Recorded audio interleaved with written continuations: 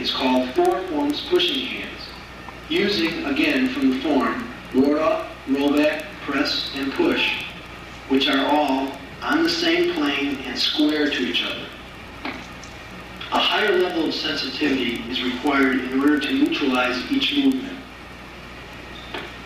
Let me briefly explain what neutralization is. To neutralize is to yield only as far as necessary in order to deal with the present situation. Yielding and surrendering are two very different ideas. Yielding is going only as far as appropriate, while surrendering is going too far and losing one's root and control.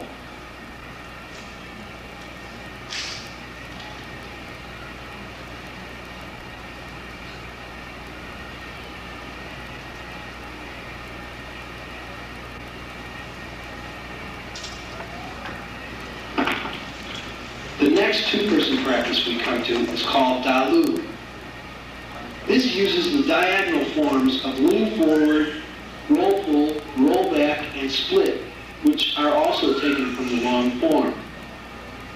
Now it becomes very important for the student to have full freedom of movement. Neutralization of a higher level is necessary to perform this exercise properly. Now, at this point, a student has absorbed many different parts of the daily practice.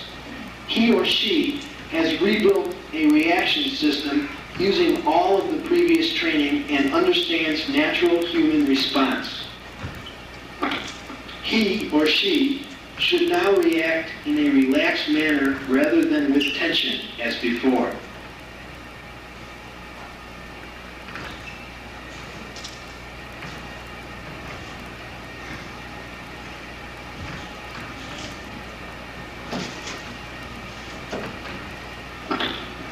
Now, a sensitivity training called rolling hands or sanso is introduced using many different variations taken from the long form. Here, communication between two people is of utmost importance to develop spontaneity. If one person steps, changes height, or in any way alters the situation, the other person must be prepared to follow and respond. This is not a prearranged sequence, but is pure, spontaneous communication.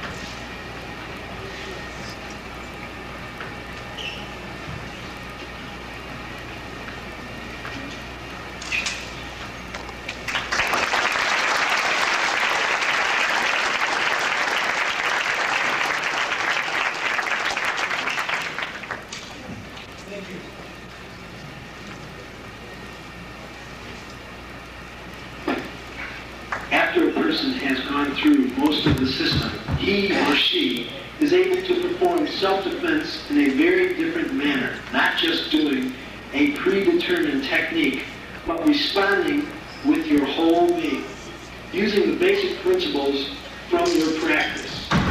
Some of these principles are: don't tense up, never commit yourself, relax and sink, and stay calm. The speed in which these changes manifest themselves depends upon your opponent's speed. If he moves fast, you match his speed. If he goes slow, you go slow. In Tai Chi, your movement follows your mind, not technical routines. My opponent determines what I do. I just respond to him. This takes a long time to perfect because Tai Chi is a lifestyle.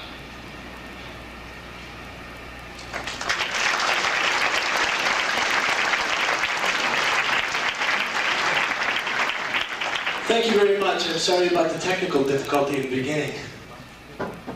Pillows, please.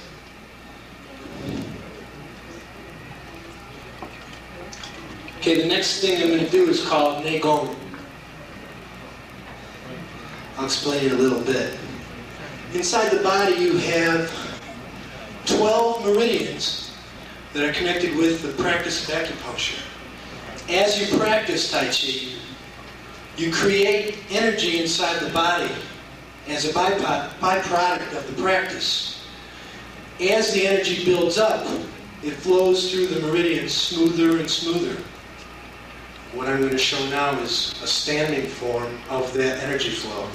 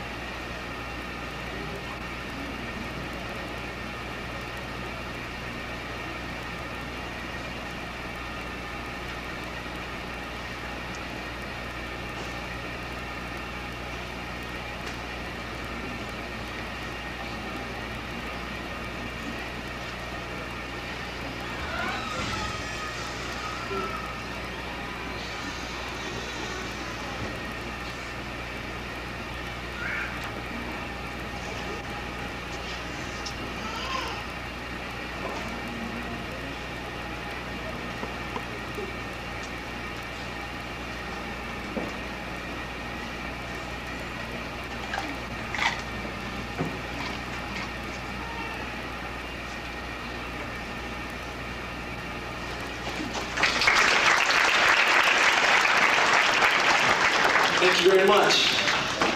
There's one more thing. This is called Qigong, and it's done in sitting meditation. Okay, now what happens, first I'm going through a form, then I'm going to completely relax my body and allow the energy to circulate freely within. It's not tension. If you were to touch my body during this, it would be like Jell-O. There's no rigidity involved in this at all.